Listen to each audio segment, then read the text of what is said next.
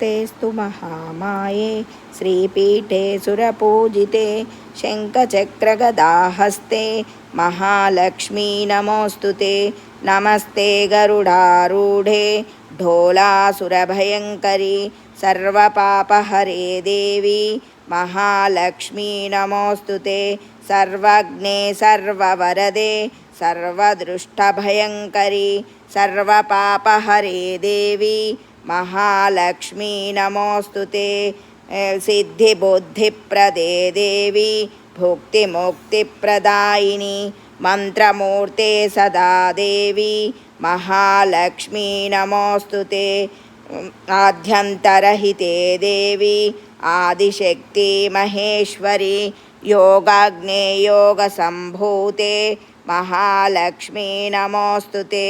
स्थूलसूक्ष्मे महारौद्रे महाशक्ति महोदरे सर्वपापहरे देवी महालक्ष्मी नमोऽस्तु ते। पद्मासनस्थिते देवी परब्रह्मस्वरूपिणी परमेशी जगन्मातः महालक्ष्मी नमोऽस्तु ते।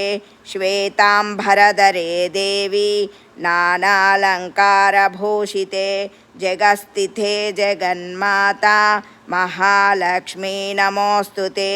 महालक्ष्म्यष्टोत्तरं स्तोत्रं यः पठेत् भक्तिमान् सर्वसिद्धिमवाप्नोति राज्यं प्राप्नोति सर्वदः।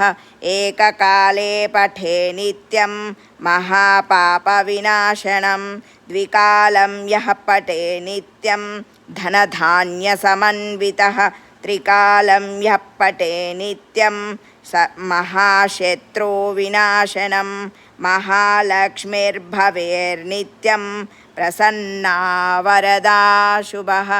ॐ ऐं ह्रीं श्रीं श्रीमात्रे नमः। सर्वमङ्गलमाङ्गल्ये शिवे सर्वार्थसाधिके शरण्ये त्र्यम्बके गौरी नारायणि नमोऽस्तु ते। श्रीलक्ष्मीनारायणाभ्यां नमः उमामहेश्वराभ्यां नमः।